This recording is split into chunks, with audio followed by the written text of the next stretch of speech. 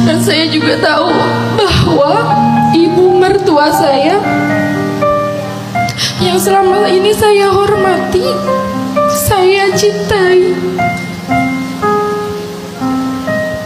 dia juga mendukung perceraian saya.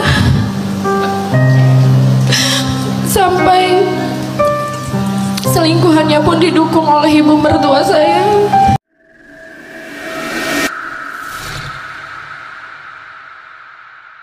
Saya ada sedikit cerita. Kak, saya ini kan seorang ibu dari 3 orang anak. Saya juga seorang istri. Saat ini saya sedang menunggu proses perceraian. Saya menikah sudah 8 tahun ya. Saya menemani suami saya dari titik terendah sampai kita mewujudkan mimpi-mimpi kita di dalam rumah tangga bersama anak-anak saya. Anak saya yang pertama berusia 7 tahun, yang kedua 5 tahun, dan yang ketiga baru berusia 2 bulan. Selama saya menikah 8 tahun, ujian datang silih berganti. Sampai di tahun 2023 kemarin, saya mendapatkan diri saya hamil 4 bulan, dan itu saya baru tahu ya. Lalu di tahun 2024 bulan Februari, saya masuk rumah sakit karena kandungan saya lemah. Di situ saya mendapatkan suami saya berselingkuh dengan teman kantornya. Saat itu saya berusaha kuat karena saya sangat ingin mempertahankan rumah tangga saya, mempertahankan kebahagiaan anak-anak saya. Saya tidak ingin anak-anak saya menjadi anak broken home seperti beliau. Saya sempat memohon dan berkali-kali saya memohon meminta suami saya untuk tetap tinggal bersama saya dan anak-anak. Tapi kenyataannya suami saya tetap mencintai wanita itu, Pak Ustadz. Lalu di bulan Mei saya melahirkan anak ketiga saya di tanggal 8 ya, Pak Ustadz. Ujian datang lagi, ekonomi kita berantakan, usaha saya tutup, dan saya jadi ibu rumah tangga seutuhnya. Gak sampai di situ, setelah 14 hari saya melahirkan anak saya ditinggalkan oleh suami saya.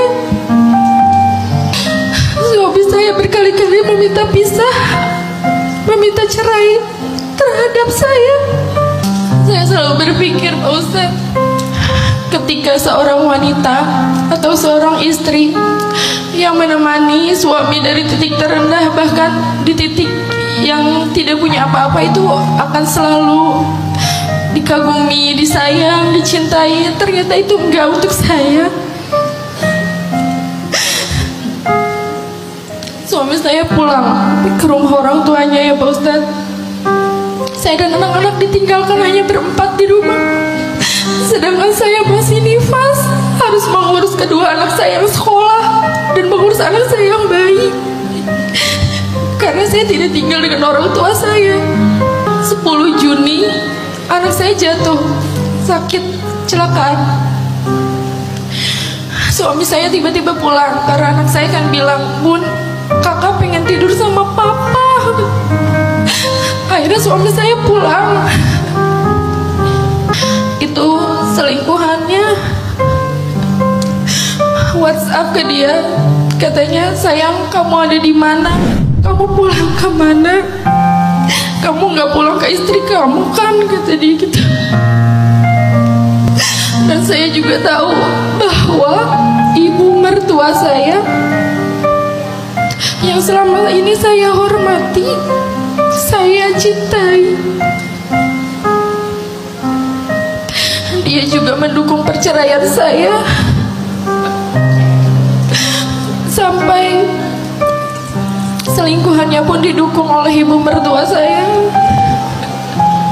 tanpa mereka melihat sedikit pun perjuangan saya. Rasa sakit saya setelah melahirkan, saya ditinggal sendirian. Sampai saat ini anak saya tidak dinafkahi oleh ayahnya. Kita ditinggalkan. Berkali-kali saya datang ke kantornya, saya diusir. saya sebagai ibu berkali-kali menurunkan ego saya, Pak Ustadz, untuk anak-anak bisa bertemu dengan ayahnya. Setiap kali dia datang, saya membuka pintu rumah. Setiap kali anak saya bilang, Bun, pengen ketemu papa, ayo kita ketemu di luar. Saya temuin anak-anak saya sama ayahnya. Tapi berkali-kali suami saya melindungi selingkuhannya. Setelah semua itu saya alami, saya merasa hidup saya semakin hancur, semakin berantakan. Bahkan saya sempat ingin mengakhiri hidup saya dengan anak saya yang bayi. Sampai akhirnya saya ikut kajian di mana-mana, saya hijrah, saya memperbaiki diri, saya memberanikan ke dokter kejiwaan. Kayak selalu tiap hari gak pernah bisa tidur, merasa cemas, merasa trauma, merasa sakit setiap hari. Pertanyaannya, apakah saya sebagai istri berdosa ketika saya melawan mertua saya yang ikut campur dalam rumah tangga saya? Bahkan dia meminta anaknya untuk menceraikan istrinya. Padahal saya selalu berusaha menjadi menantu yang baik. Saya selalu berusaha menjadi ibu yang baik untuk anak-anak saya.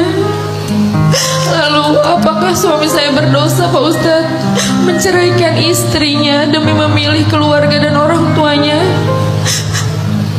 Dan ternyata dia menceraikan saya itu sudah direncanakan dari sejak tahun lalu.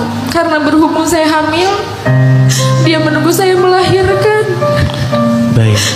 Dan bagaimana Pak Ustadz cara agar tetap saya berhusnuzon kepada Allah Subhanahu wa Ta'ala setelah sekian banyak ujian yang ada di dalam hidup saya ini?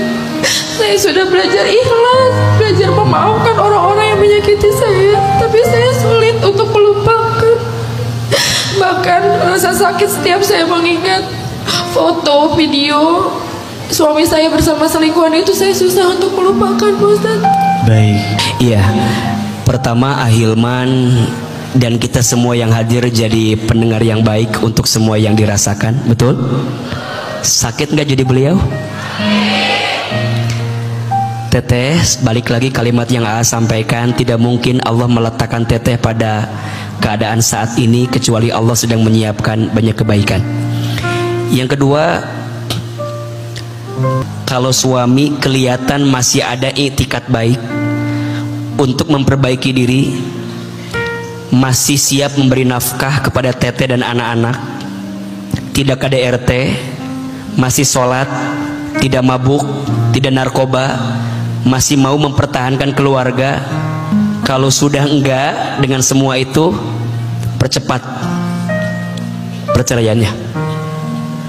Tapi kalau masih bisa disembuhkan, bertahan dengan luka yang ada. Tapi kan sakit ini mah hanya untuk urusan yang siap saja. Kita bukan Asia yang bisa bertahan dengan zolimnya Fir'aun. Betul? Teteh punya kesempatan untuk memilih hidup. Bismillah, masing-masing anak ada rezekinya. Amin ya Allah. Gak usah khawatir, gak usah takut. Jangan terus tenggelam dengan sakit yang dirasakan. Tidak penting seberapa sakit hatimu karena orang yang menyakitimu, tapi yang paling penting seberapa cepat engkau sembuh dari sakit yang pernah kamu rasakan. Kata Umar bin Khattab radhiyallahu an, tinggalkan orang yang menyakitimu, fokuslah dengan orang yang mencintaimu. Percayalah, mungkin teteh diuji dengan pasangan, mungkin Allah akan bahagiakan teteh dengan anak-anak teteh yang amin ya Allah, amin amin ya Allah. Sekali lagi berikan aplaus untuk teteh yang sudah bercerita kepada kami. Semangat Teh Nur. Jadi pelajaran, insya Allah ada kebaikan dari yang dirasakan tadi, insya Allah.